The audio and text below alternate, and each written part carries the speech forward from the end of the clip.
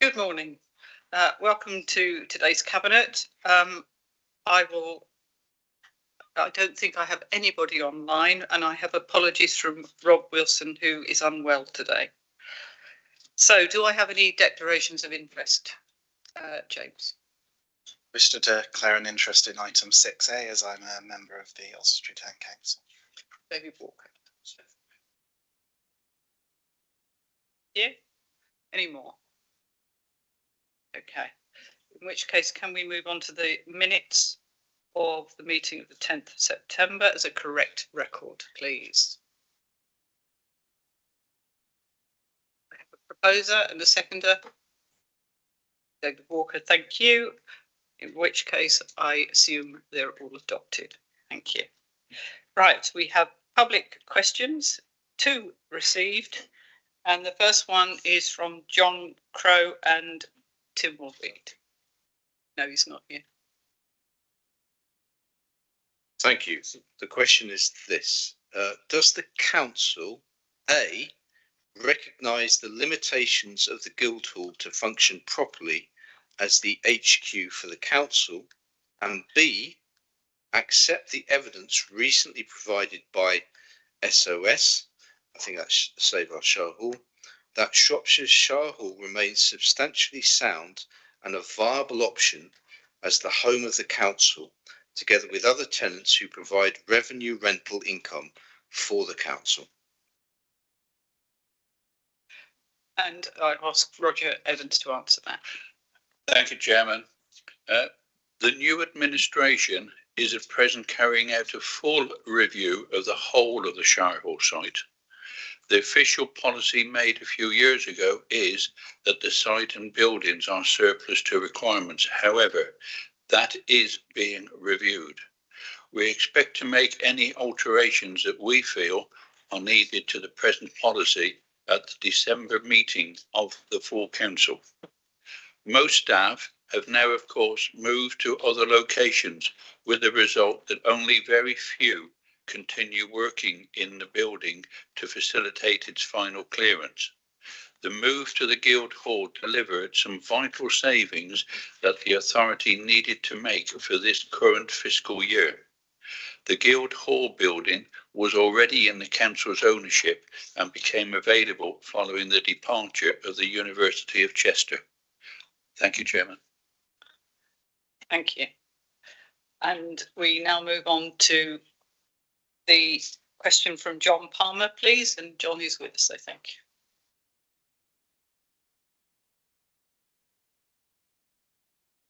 Thank you, Chair.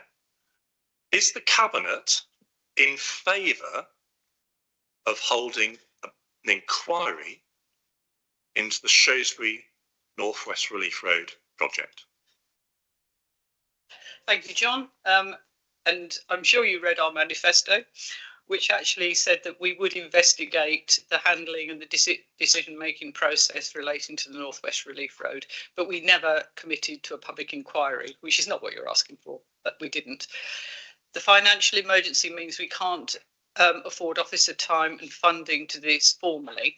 We will be asking scrutiny to actually add this to their work programme, because there are some important lessons to be learnt from it in a task and finish group, and that's vital for the future financial health of the organisation and for future project delivery.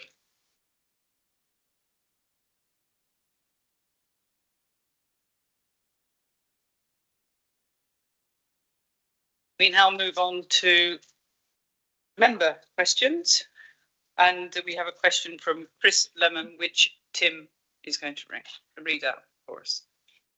Thank you. Yes, his question is this. The Bowbrook Meadows and Darwin's Walk developments in Radbrook suffer badly from a lack of public transport.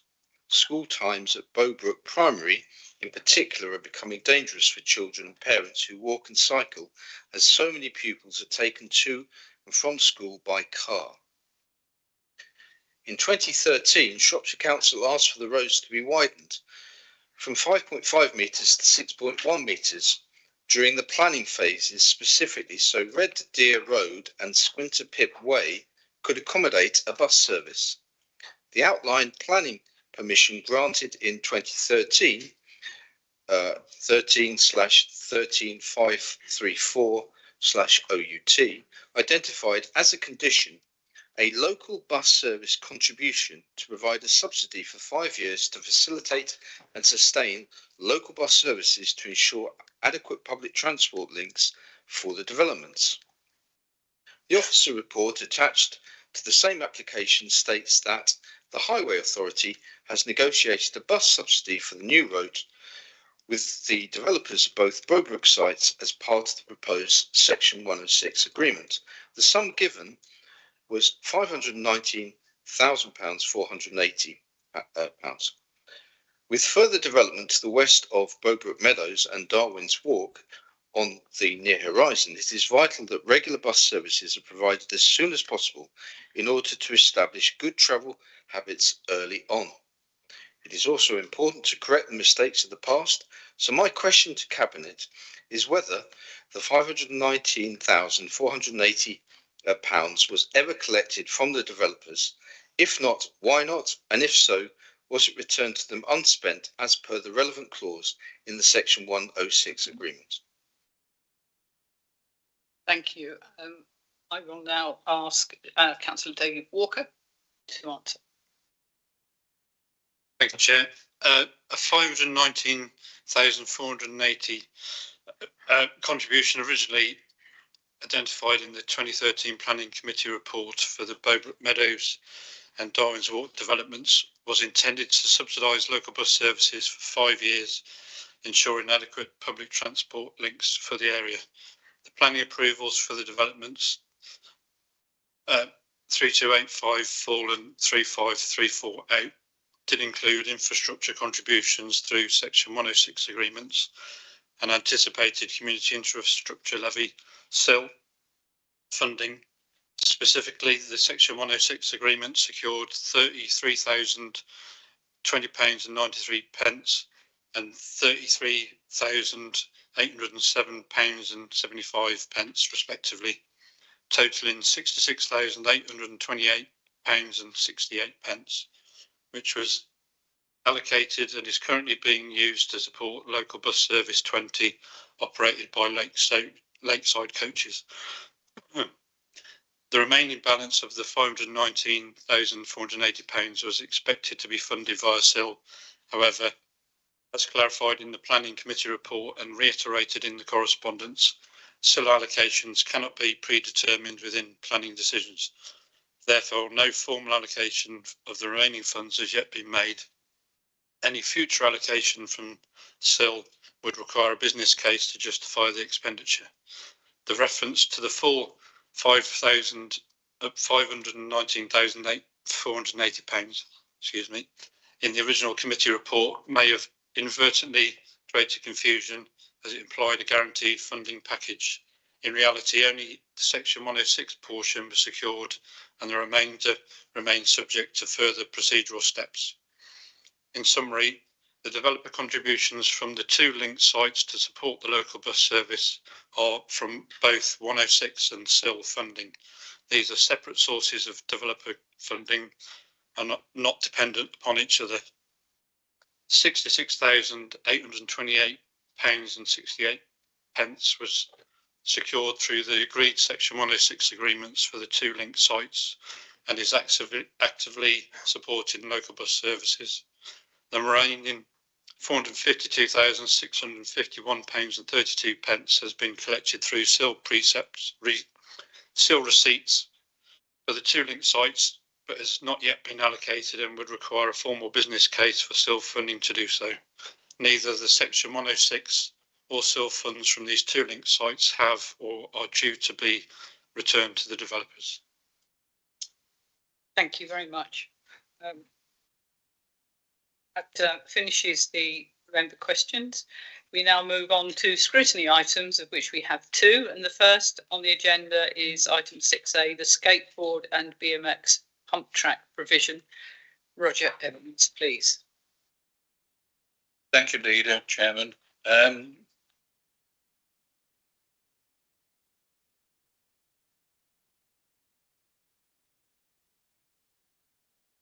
Just to remind you, these two members both have declared interests.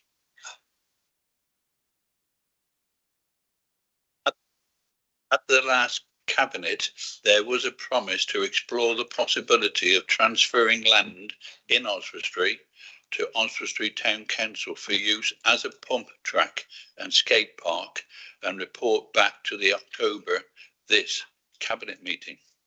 On behalf of the cabinet, I am pleased to say we do accept the need, demand and benefit of a skate park and BMX pump track. As it says in the report, officers are now being instructed to complete an options appraisal of available sites within this council's ownership and bring back to a future cabinet meeting where a final recommendation on transferring a parcel of land by way of a long lease to Oswestry Town Council can be made. This will, of course, follow our new way of working with parish and town councils and be carried out in full liaison with Oswestry Town Council. We also recognise the significant health and well-being benefits for young people and the wider community that the new skate park and BMX pump track will provide. However, before moving this report, I'd also wish to make a slight corrections. On the last page is listed the local members. This should, of course, read Councillor James Owen, Councillor Duncan Kerr, Councillor Wendy Owen and Councillor Mark Owen. Finally, Chairman, I am very glad to move the report with the corrections contained in sections 3.1, 3.2 of this report. Thank you very much. Duncan, you indicate. Yes, thank you. I'm Councillor Duncan Kerr from Oswestry South. So it's now the anniversary of the launch of the petition for a pump track on this site, and some 3 years since the Town Council first had discussions with Shropshire Council about it. And it's great to see that it's now made it onto the Cabinet agenda, and I really do appreciate that. And I really sense you are trying to change the way the Council works, but it's a bit like trying to just change a tanker, I realise that. Recommendation 3.1 has my full support, and I think the support of the whole town. But I am concerned that what this recommendation gives with one hand, 3.2 seems to take away with the other. So your new administration has talked about being a can-do culture that resets relationships with town councils based on mutual trust. And here's a chance to turn those words into actions. The money to build this facility is coming not from Shropshire Council, but from the Town Council. And if you trust local decision makers, why do you feel the need for Shropshire Council to undertake its own assessments of sites right across the town? If you generally think the local councils knows best, then enable this to happen without putting more barriers in the way. After all, planning permission for this type of use on this very site, after full consideration, was given in 2011. So it's a long time the public of Oswestry have waited for this. And I can explain at length to you why the Town Council and its partners consider this to be the most suitable site, but I'm surely it's more effective use of the time of this cabinet than considering all those issues.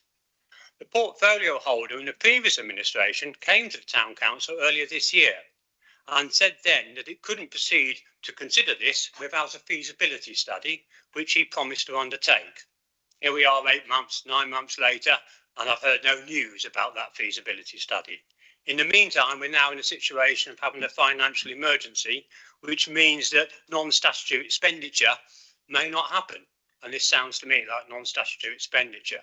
So I'm really worried that the 14-year wait may become a 15 or a 16-year wait. So please show that you trust local councils and genuinely want to deliver for local people by deleting 3.2 from the recommendations. Shropshire Council does not need to do a site appraisal. We can trust Oswestry Town Council to be satisfied on this issue because they are spending their money. Let's proceed to agree the land and terms with Oswestry Town Council, allowing them to do consultation on design and facilities, and maybe we can then welcome some cabinet members to come and perfect their wheelies and their bunny hops on the new Oswestry pump track before the end of 2026. That would be a can-do culture. Thank you. I will invite Roger Evans to reply. Thank you, Chairman. I can understand the frustrations. I think I would be very frustrated in a similar position. However, Shropshire Council does have a duty just to consult and ask before transferring and putting this lease out. And also with Oswald Street Town Council, I would hope, talk with those who are going to use this new facility. And it is about working together. And can I say that please note in 3.2, the Cabinet instructs the head of property and development to complete the options appraisal. I would expect that to be done quite rapidly. And my target is to bring it to the next cabinet meeting so that it can start to go ahead. I can understand, and why not do it? Working in partnership, because that is the way that we want to work.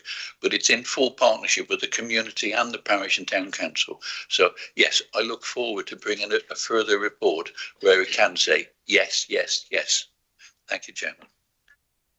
Taking that on board, would we like to add to 3.2 that actually we would like a report back by the next cabinet, please? Happy, Chairman, if you want to put the amendment, I'll take the amendment. I will put that amendment so that actually it does come back rapidly.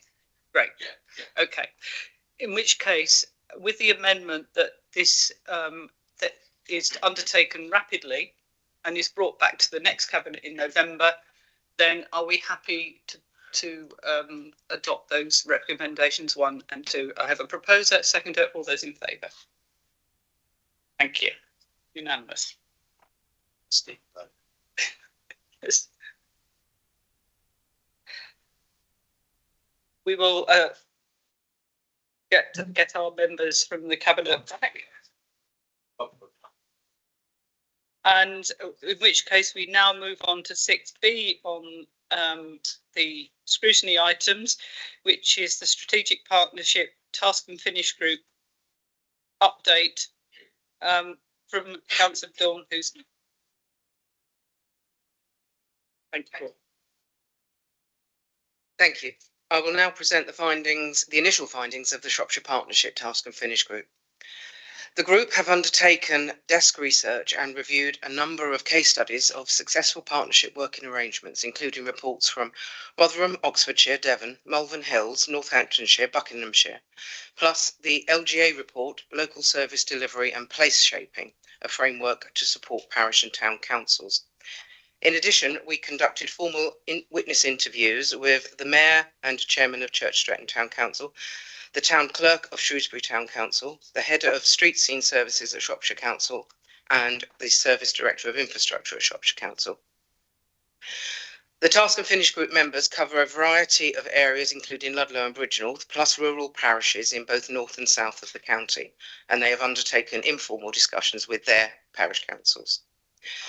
This research has identified 3 key areas that will be essential to the success. Within these 3 areas, we detail our specific recommendations in the full report. These 3 areas are critical to the success of the whole Shropshire Partnership and must be dealt with by the administration. Communication, support and training, and essential information. The following recommendations will provide the foundations of the partnership. If the partnership is built on weak foundations, we can expect collapses later on. The communication strategy. A number of specific recommendations will be detailed in the full report when it's presented to committee, but as an overview, it is vital that communication improves. Communication going forward must be consistent in its messaging, as confusion has occurred about the message itself and terminology being used. It must be sufficient to ensure that all stakeholders feel adequately informed about what's happening, the implications to them, the consequences of these changes to them and their residents. It must be open, honest, and genuinely two-way. And multiple communication channels need to be used, including, but not limited to, face-to-face meetings, group sessions, newsletters, and press releases. We recommend that you start this by providing all participants with the results of the survey that they completed. Not being given the results has caused frustration. On to support and training. Failure in this area will mean that people simply don't have the skills, capability, or willingness to make the plan work. 3 of the key recommendations here are: Provide a single point of contact at an administrative level to support the town and parish clerks.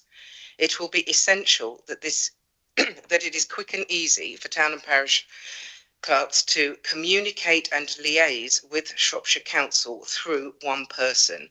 We recommend a named person with a direct phone number and email as being essential. Shropshire Council should liaise with SALC and have them help to provide ongoing support and training to clerks as this process moves forward. And we suggest that you involve all clerks during the planning, development, pilot and implementation phases. It is going to be vital that local plans are developed with, not imposed upon, town and parish councils. This is very important as clerks will be doing much of the work. Essential information. Before people can or will be willing to engage with Shropshire Council about the transfer of services, it is critical that they are given full information about the services to be transferred. What is the minimum statutory service provision for each item of service to be transferred? What is the current cost of these services to Shropshire Council? How much money will town and parish councils be given to carry out these services locally? And what are the ongoing financial arrangements going to be? Exactly what will be expected of them and what help will they be given? An important recommendation in this section is to minimise bureaucracy and rules.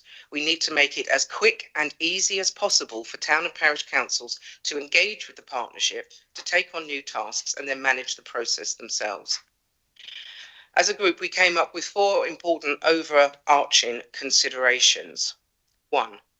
If the administration wish the transfer of services to start happening in year 26-27, discussions with town and parish council chairs and clerks and Shropshire Council and street scene officers must start immediately. Failure to enter into discussions now will mean that town and parish councils will be unable to set their budgets to take account of any service transfers. This will inhibit or maybe even prevent any service transfers in the coming year. 2. Witnesses from street scene at Shropshire Council have assured the Task and Finish group that they have the granular level detailed information relating to street scene services and costs ready and available now. This data is a critical element of the success of the partnership. So if the administration and 151 officer agree the funding levels and payment regime, then negotiations would be able to commence immediately. 3. The considerable reliance on volunteers could inhibit the success of the programme. Engaging with and motivating volunteer networks is very different from managing direct employee relationships.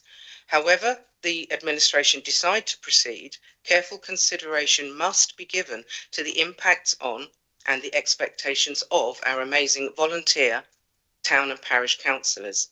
If solutions are not genuinely developed in conjunction with town and parish councillors, there is a significant risk of resignations and a potentially catastrophic impact on local democracy. The Shropshire Partnership has the potential to provide community and financial benefits. However, if the administration fails to get the foundations right, there is the possibility of not only failing to realise the financial and/or community benefits, but they could also damage already fragile relationships between Shropshire Council, its town and parish councils and residents. If the transfer of street scene services goes well, this could well help to build trust and aid future developments. If it goes badly, it could undermine the whole partnership plan. We were asked to briefly start looking at next steps, so I've just got a little bit on that for you. Phase 2 aims to look at the concept of clustering arrangements and how this might work in Shropshire. We will aim to examine different possible approaches. These will include, but are not necessarily limited to, hub and spoke networks, collaborative parish networks, blended delivery approaches, community gangs. We will start with desk research, looking at place plan geographies, local joint strategic needs assessments, local joint committees, and emerging guidance from government. This will help us to identify any knowledge gaps and guide the group to identify the most relevant witnesses to call.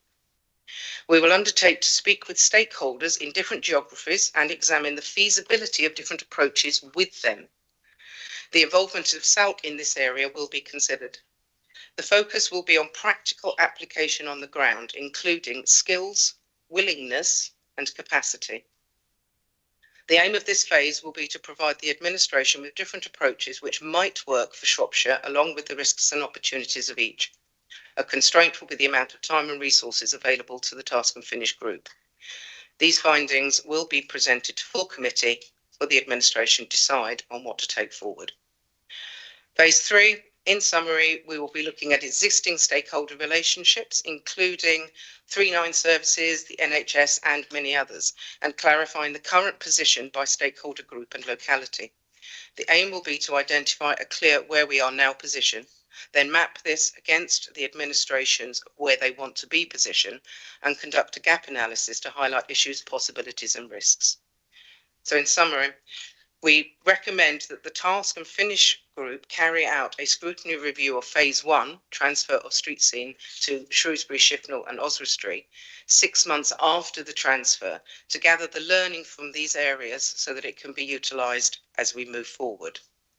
We also recommend that we provide scrutiny of the Foundation's development phase relating to the success or otherwise of the communication, support and training and information provision building blocks. Thank you. I think, as I've indicated to you, Dawn, that's very much as we expected, and it gives us a good platform to move on. Alex Wagner. Thanks. I won't speak very long, but first of all, I just wanted to thank Councillor Husman, because this is a body of work which has taken a lot of time and a lot of dedication, and it's incredibly helpful and genuinely useful to the administration and to the whole council, I think, because we all want to make this work, but it is difficult. You know, there are a lot of complications. I think just dealing with the quantity and breadth of those town and parishes that we have, 153, you have every bit of the spectrum of readiness, of desire, of appetite, of voluntary to people treating it like full-time jobs, of professional clerks, of direct labour, of contract. You know, it's a real patchwork at the moment, and I think that a lot of what we're aiming to do with this work is to rationalise that a little bit. I hope, and I will, you know, as the cabinet member with Shropshire Partnership, try and make it so that all of these recommendations, I know these are only initial, but all of these recommendations are taken on board and accepted as best we can. I think that the thing to acknowledge, and when I speak with our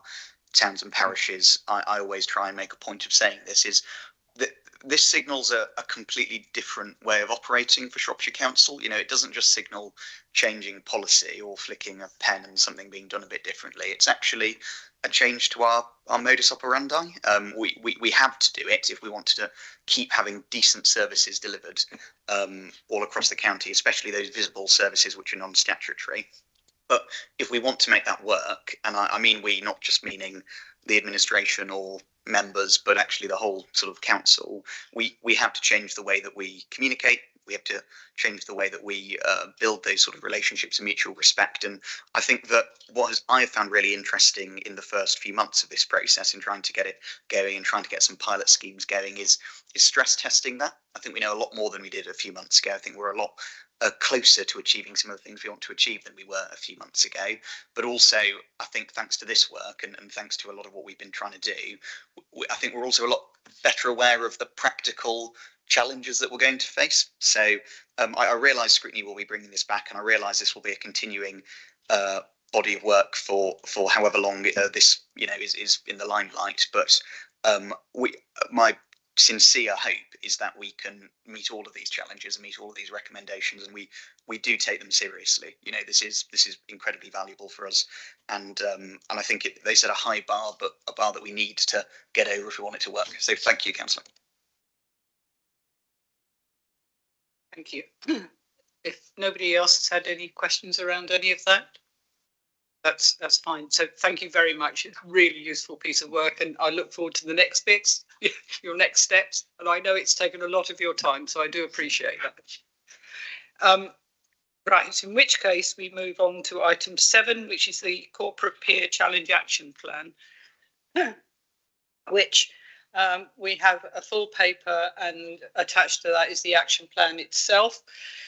We have been I think because the administration brought in the LGA to look at the health of the organisation, both financially and its people early on, the LGA have worked their socks off to support us through all of this and actually provided us with quite a lot of funding, both offered to me for some of the work, which I'll outline in a minute, and also to Tanya as our interim chief exec.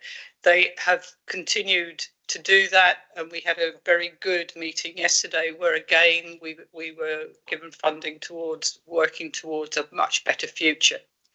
The whole point of this is to take their 10 recommendations from the CPC report, which you will have read, and have put in place our action plan to deal with it. And you will see that we are moving on. Some things are in green, some things are still in amber all the way through.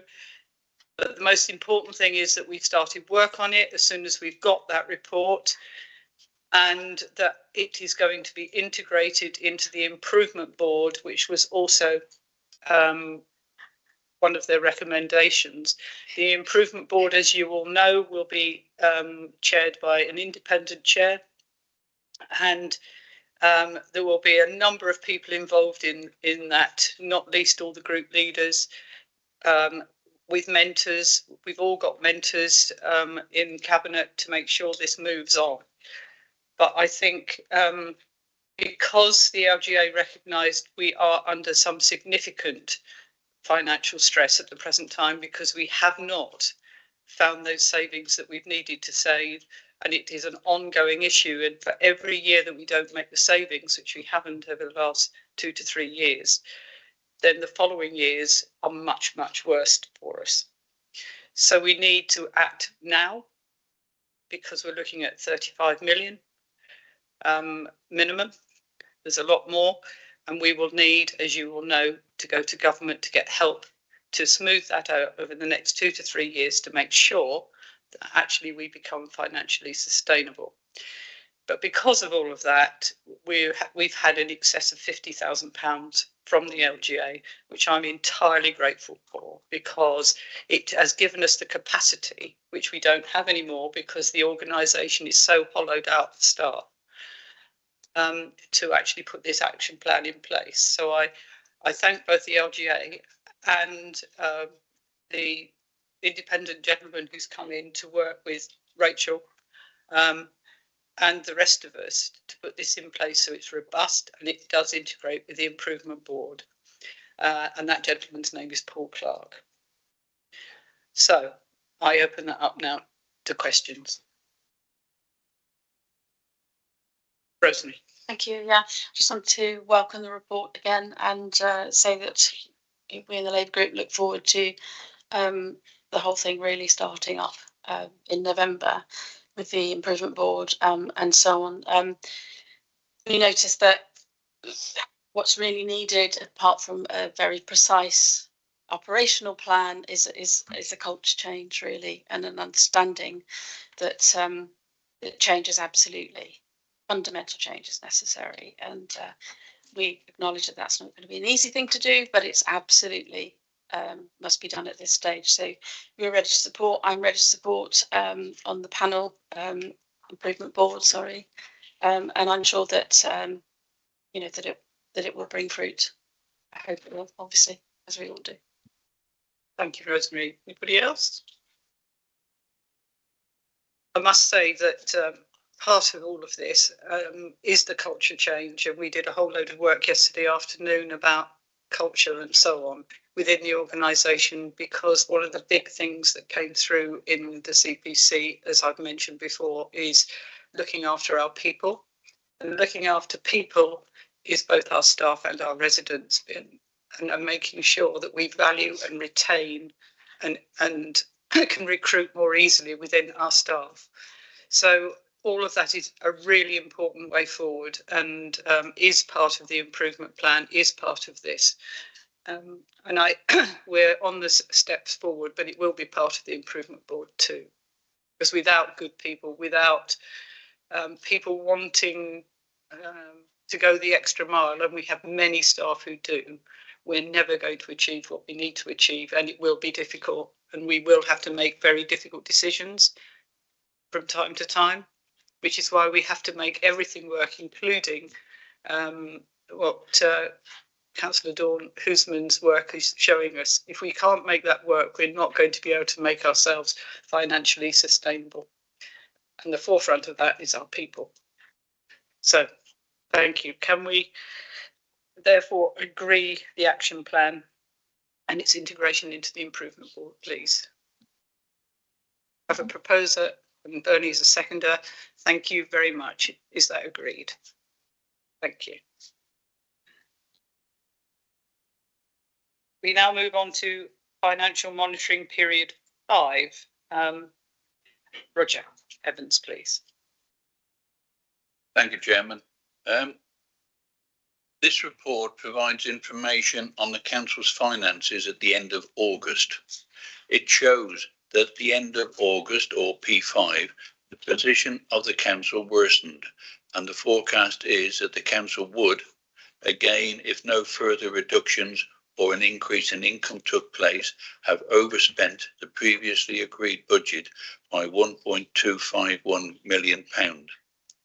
The budget and the needed savings target for this year was of course set by the previous administration and included the very high level of savings of £41 million they had previously failed to make, plus another £19 million for this year, which of course added together gives a total saving required in the budget of £60 million.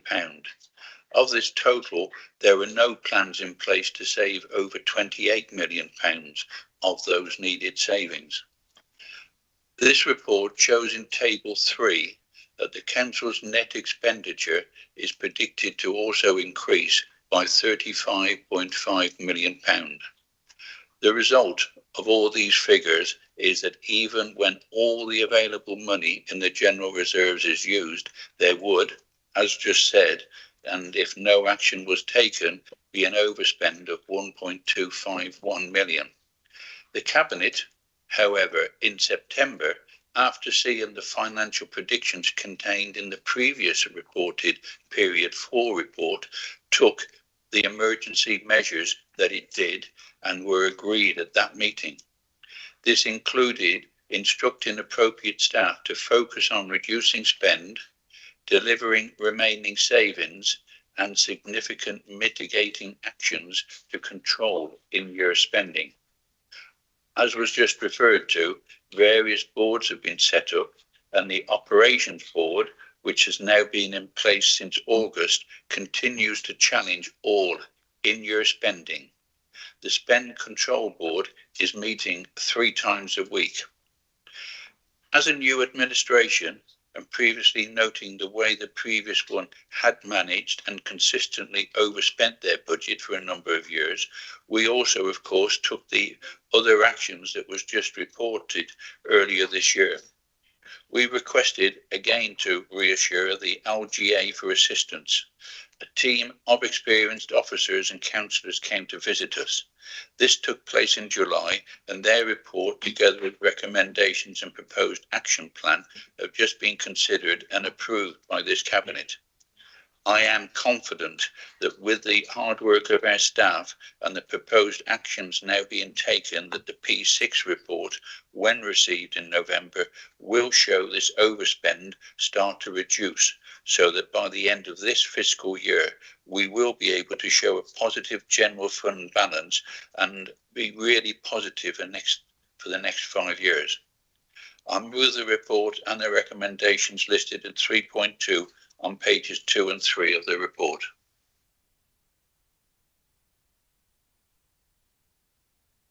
Thank you. Are there any questions for Roger? Aha, I think, all right. Rosemary, First, yeah. a short head above Dan. So, okay. Thank you. Yeah, I just wanted to ask Councillor Evans how confident he is that the declaration of a financial emergency in September, which was formally declared in September, although we have been in a financial emergency for somewhere between 2 and 3 years, Okay, so it's 3 years. Is he confident that that will show progress in period 6? Roger. One word, yes. We do have the staff. We do have the capability. The capacity is under complete stress because of what has happened in the past. And we are looking, and there are requests for certain cases for increases in staff to do more work and attract extra income into this council. So yes, I am confident to do it. We must do it because I don't want anybody else coming into this council other than us elected councillors from whatever group. And it is good to know that, as I understand it, all the groups are working together to actually make this council better and improve the way that we operate, as was reported earlier on today by the scrutiny committee, so that we can save money and improve what the residents of Shropshire receive. Dan. Dan. Thank you, Chair. I think it's worth noting that the big problem is that central government's funding formula for local councils has consistently disadvantaged large, sparsely populated rural counties like Shropshire, where it costs more money to deliver services like waste collection, social care and road maintenance across a large spread out area, and the local government settlement funding doesn't reflect the problems of this sparsity.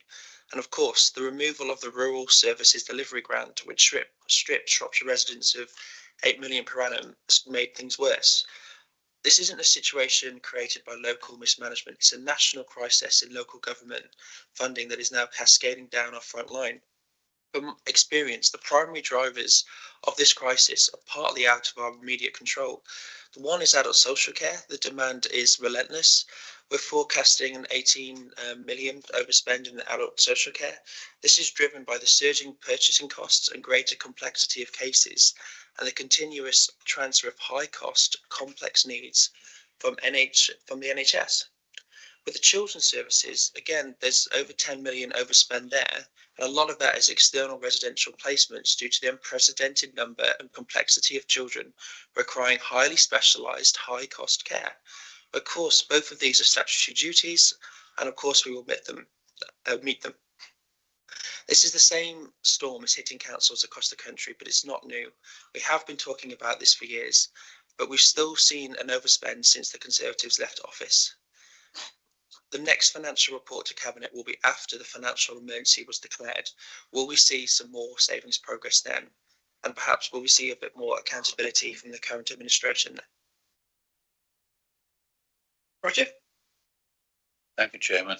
I agree that last few years of both the governments, they have taken money away from local government to do what I do not know, and they have failed to recognise the cost, especially, as you so rightly say, the cost of delivering the rural services. And the last budget actually took more money away from rural shire authorities and put more into the so-called more deprived areas. There are deprived areas in Shropshire. However, we do not tick those appropriate boxes, and we look forward to the fair funding review, which is now being carried out, and just hope that this next year and in December, when the government grants are announced, we do not get treated like we did last year when we got under 4%. A local authority not far from here got nearly 9%, and some authorities elsewhere in England got double figures in their percentage increases. So yes, we are suffering. I do blame some of the past administration, but it also the central government in the deprivation of funds that they have managed over the years to take from the rural councils, and do not recognise the extra costs that's incurred in delivering the needed and legal services that those living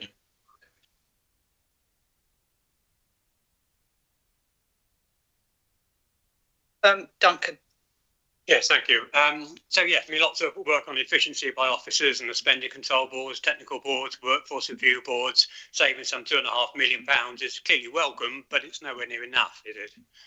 And with all the restructuring and stripping of posts, I think we're getting to the limits of what efficiency savings can deliver. I mean, we're getting to the limit of how we can reduce costs without the public noticing, frankly. And that's a very good place to start reducing costs. But you have to be realistic about what's achievable. And I share the leader's concern. It's very easy to overstep that and find yourself having to replace posts that you thought you didn't need when you find you do need them, because managing downsizing requires a lot of capacity, more than ordinarily keeping the show on the road. So relying on back office savings and hoping the government will permit us to borrow more money or change their policies to favour rural councils, to my mind, does not add up to an effective remedy for the council's ills. So what we're not seeing is changes of plans, policies or service provisions, or indeed charges coming before councillors, so we can consider what will be very hard decisions. And we need time for our scrutiny processes and councillors to consider this. And we need time for the public to give us their views on it as well. And that time is rapidly running out. And we've had, okay, it's been a new administration, we've had 6 months to review this, but I really do think now is the time we're going to have to start levelling with the public as to what this actually means in terms of changes they will notice rather than changes they won't notice. When will this happen, I suppose, is my question. Thank you, Duncan. The normal challenge, Roger, please. Thank you, Chairman. No, I welcome it. And we are trying to work together with all the groups and all the different councillors on this council in looking at the challenges and taking things forward together, because no one group can do it by themselves. We are all there and we're all in it together, as the saying is. It is a challenge, but we are taking action. And as I said in answer to a previous question, whether P6 will show changes, yes, I am confident it is, because these boards are predicted, hope to save the £2.5 million that is listed, but there are other savings that are being looked at, and attempts are being made to ensure that this council delivers a legal budget and can put money back into the general reserves ready for next year, which I may refer to later on in this agenda. But yes, it is a challenge. We are not in a deep hole, we're in a small hole, and we will get out of it so that the people in Shropshire can say that we've got a good council, because that's what we want to be. By the council, I mean everybody within the council, staff and all elected members. Thank you, Chairman. Councillor Ruth Houghton. Thank you, Chair. Councillor Ruth Houghton, portfolio holder for social care. I think it's very stark to see the projected overspend around health and wellbeing as a red line on the reports, and it would be remiss of me not to comment that there has been significant and continues to be a lot of very significant hard work undertaken by officers to deliver savings, which are making delivering services but making them much more efficient. So I don't want people to go away from here thinking that it's social care again. That's where all the challenges are. Our demography is very different to many other local authorities. Councillor Thomas raised some very clear points around where the costs are. I don't disagree with those, but I do want to recognise the work that has been done and is continuing to be done by some very dedicated staff. Thank you. Thank you. Has anybody else got anything they want to ask or say? Okay. What I will say is, yes, it is a struggle. We will be having to make these difficult decisions. And what we are also trying to do is make sure that residents can continue to have those front-facing services where they can, and where other people will step in, and where we can help to do all of those things, because they're really important, but they may not be necessarily statutory. So there are a whole range of different things. Unfortunately, we're now in the position where, whether the government gives us more money or not, which seems unlikely, we still have to make these savings. It's not negotiable anymore. We are where we are.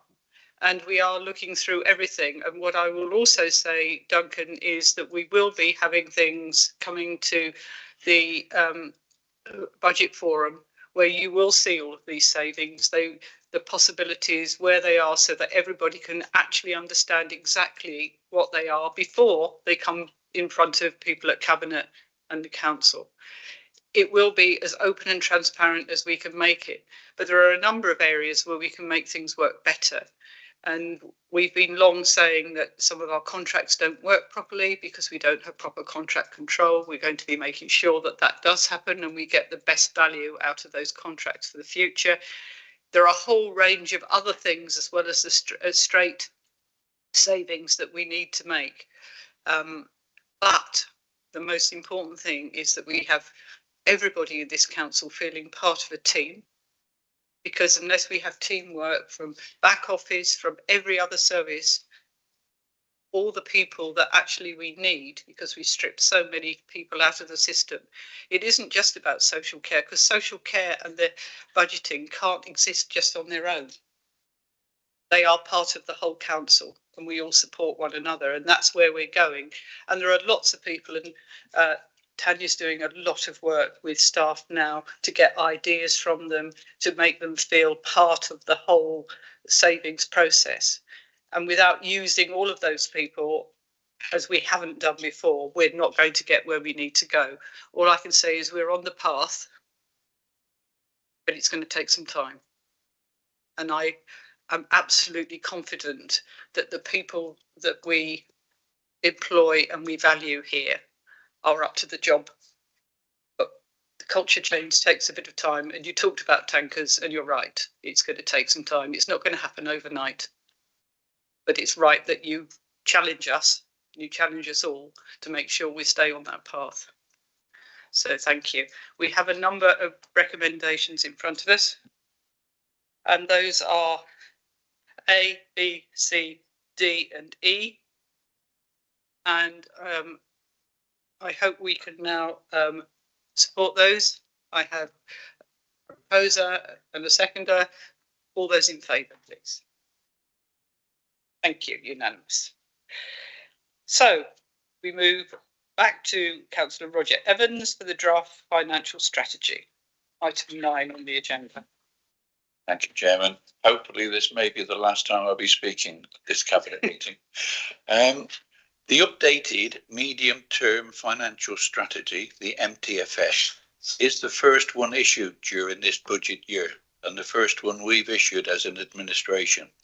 It does reflect the latest forecast position for 25-26 and the key issues we face, along with an early draft of the 26-27 plus indications for the following few years. The present estimate is that even after taking all the present financial measures, there is unfortunately still likely to be a savings delivery shortfall of around £26 million, as is shown in the report.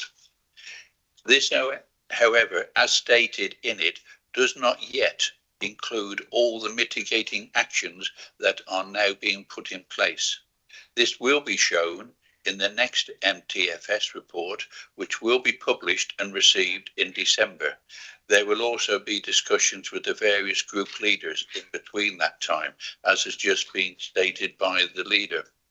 The table shown on page 2 of the report shows a potential funding gap next year of £81.7 million. Horrendous. Something that we do not want to face. We do need to take action so that it is below that figure. But also, as stated on page 2, it is expected that external financial backing in the form of exceptional financial support, or EFS, from government will be needed, and the appropriate discussions are taking place. These are highlighted on pages 2 and 3 of the report. At the moment, the report also shows in figure 5 on page 17, the projected funding gap is at present £139 million. That is over the next 5 years. During October, detailed work will be undertaken across all service areas looking at budgets to reduce this projected deficit.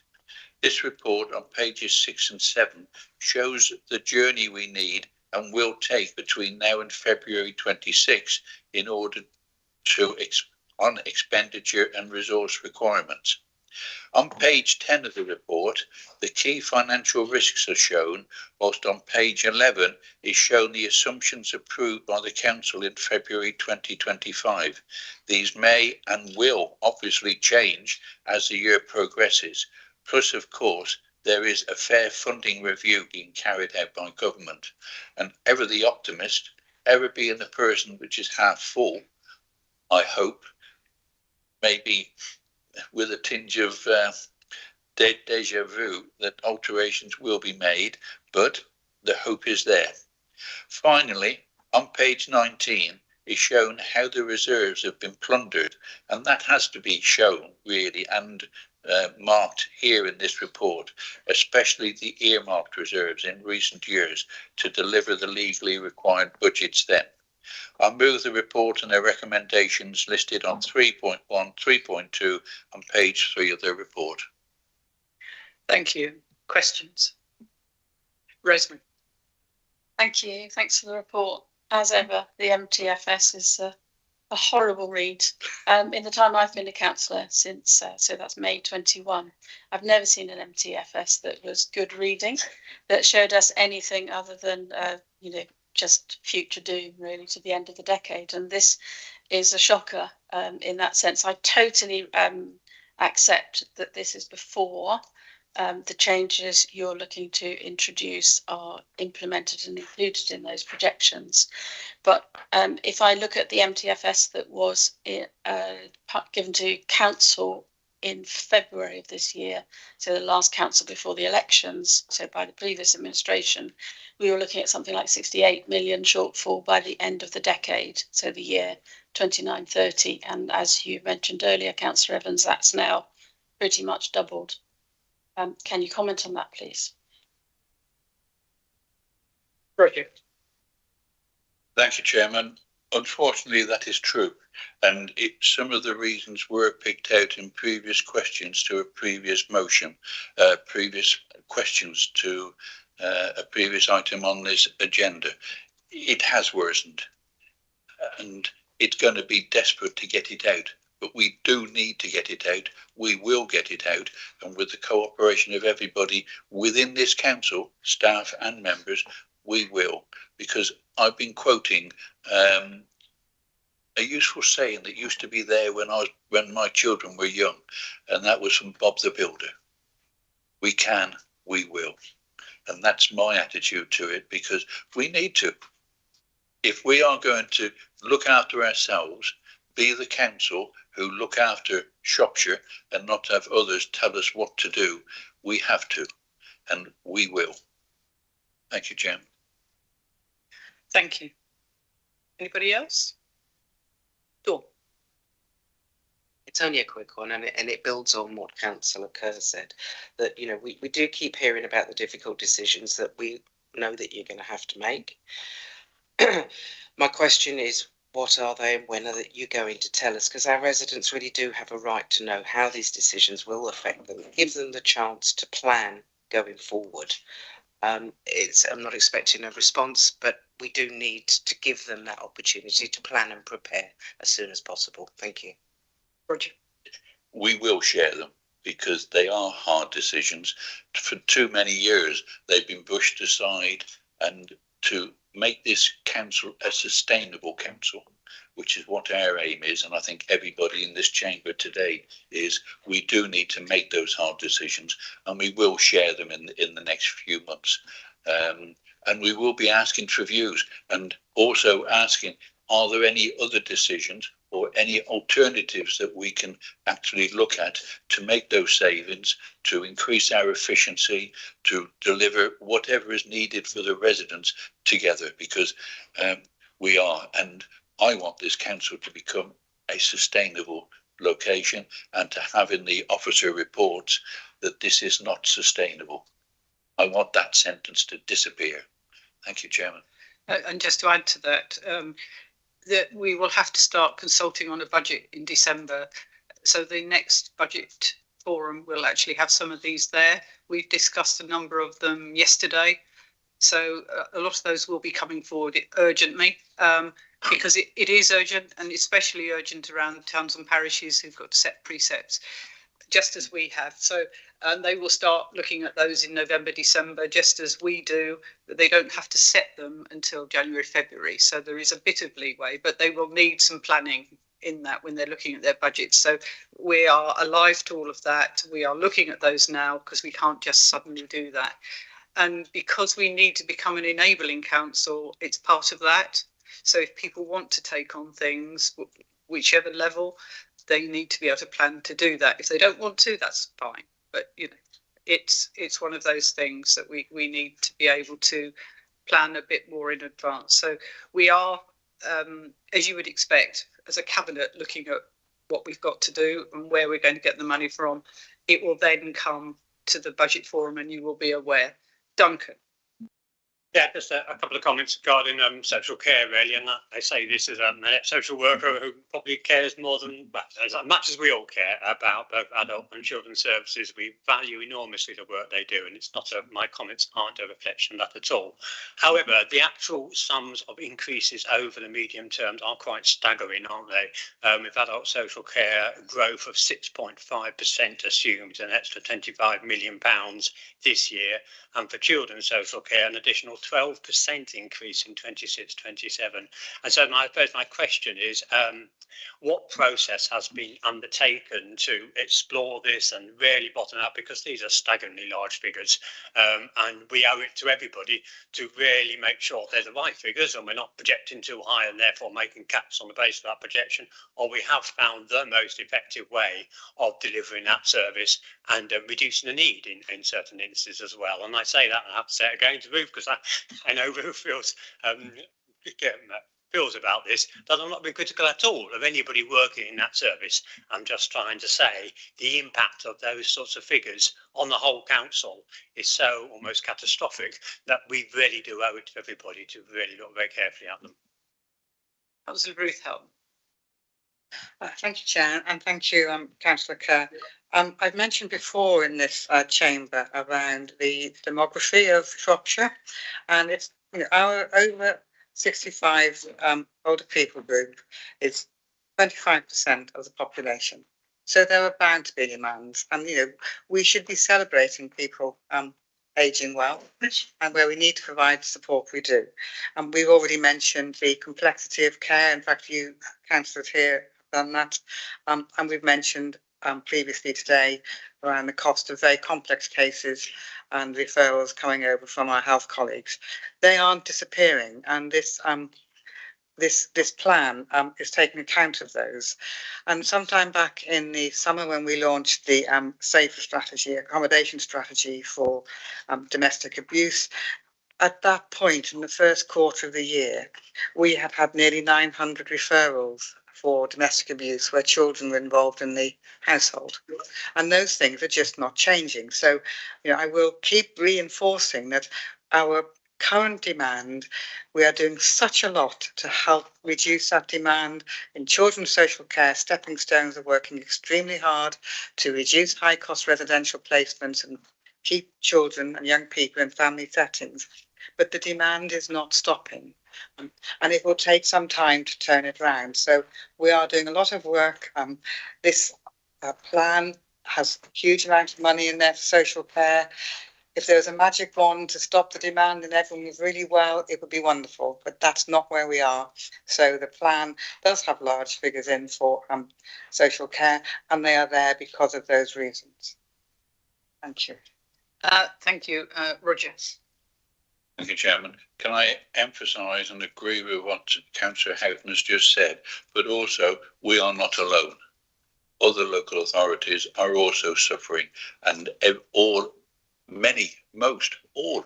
Shire authorities are using the CCN to actively lobby government to ensure that they look on our problems and start to help us to sort it out.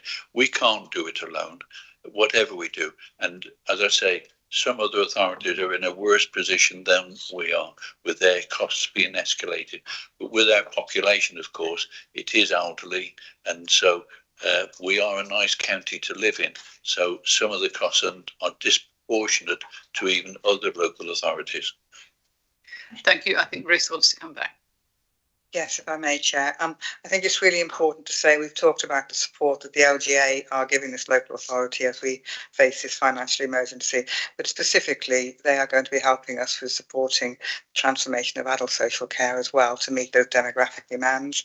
And I will remind councillors again that when we look at the cost of our placements and residential placements across adults and children, we do benchmark well middle to low against our neighbouring authorities. So we are not the highest local authority in its spend. That's not where we want to be. With the work the LGA are offering us and the support, we hope to be able to reduce those costs even further. But the demography is there and we have to work to support those, particularly older people as they age. Thank you. Do I have anybody else who wants to add anything to any of this? I think this is setting the scene actually for our problems quite well. What I might also say is the national insurance going up and the minimum wage, which I wouldn't begrudge anybody, has also put extra pressures on all of our social care budgets, not just those across the council, but actually social care where it wasn't fully funded. So actually it's all part of the picture that we are now dealing with. So in which case, can we move to the recommendations, please, 3.1 and 3.2? I have a proposer and a seconder. David, thank you. All those in favour? Thank you. Unanimous. We now have the local item 10, which is the local government social care ombudsman's complaint handling code. Alex.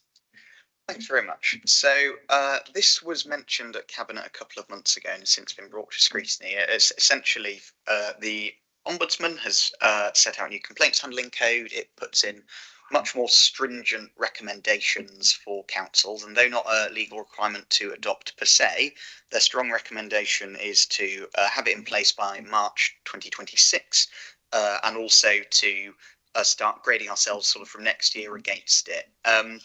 When this was presented against our existing code, the obvious problem arises, which is that it takes an awful lot more resources to try and deal with complaints an awful lot faster and be judged against that. So we have a 30-day target, for example, with stage 1 responses. The Ombudsman's new target is 10 days with an additional 10 for an extension. We have an average below 20 days in, I think, years, maybe longer. So bringing this to scrutiny and speaking with officers, our view was sort of nuanced. So one, if this is coming down the tracks, we need to adopt it head on and we need to tackle it. There's no point putting our head in the sand about it. This is clearly what the Ombudsman are going to recommend to every council. You know, we can be found against by them in certain cases with complaints if we don't try and have a policy that goes to this. So the approach that, speaking with officers, we agreed on and brought to scrutiny, which I think had broad support, was what we call a best endeavours approach. And we are going to self-assess against the Ombudsman's code if Cabinet agrees, and we are going to do our best to meet those new and more stringent requirements. But also, I don't want members to be under any illusions. We don't have the finance to put extra resources into this. And actually, even if we did have that sort of finance, there's an argument that it would be better used to mitigate the number of complaints we get or to try and deliver better services in the first place. So the interesting part of this paper, I think, is first of all the second appendix, which is the feedback and insight team leaders, I think, very honest assessment of where Shropshire Council lines up to against the new Ombudsman's code. I think it's been done to try and make sure that we are as honest as possible. But also because I think what we're actually particularly interested in are a few areas that need improvement. For those who have the report in front of them, in 8.2, we have 27 elements of the code which we think we are green on, we have in place, 23 elements which we think are partly in place, and 16 which we're just not complying with at all. Obviously, those which we're not complying with, we need to, otherwise, were that to be the subject of a complaint to the Ombudsman about our process, and so on and so forth. So I think the thing in the self-assessment that I think is worth paying note to there is 9.2, which is the Ombudsman wants to see councils have a positive complaint handling culture and deal with that. I think we've assessed ourselves as saying we don't really have that at the moment. You know, we need to do more to learn from complaints and see them in that positive light.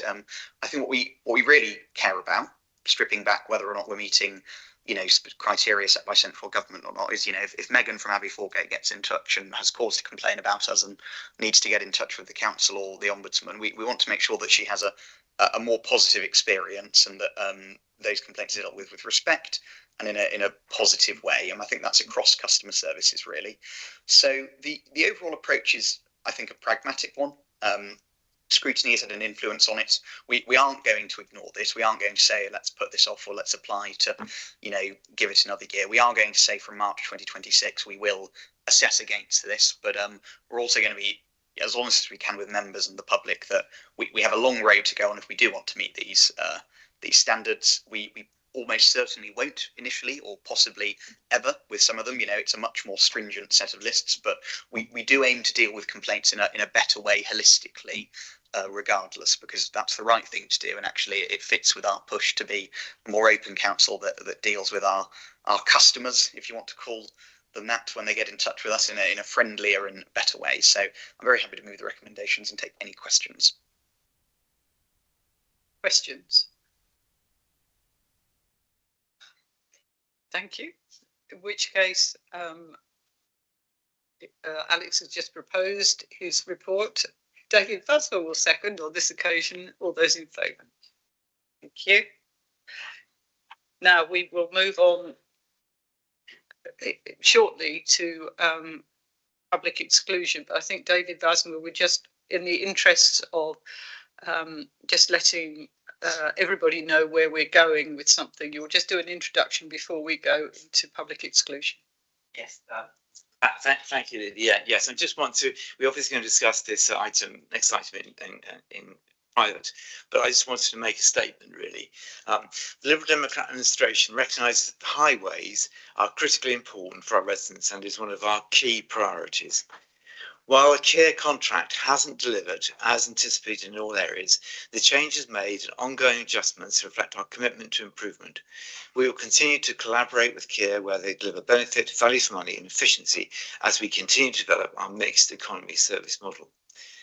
The new administration wants to see greater control of core highway services with high level of collaboration with local providers, town and parish councils.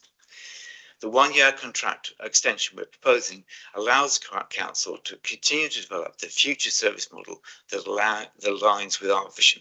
And I just want to thank the Scrutiny Committee, which have done a report on the Quay contract, and which has really helped us to with the proposals that we're putting forward. So I'd like to make that statement. But thank you.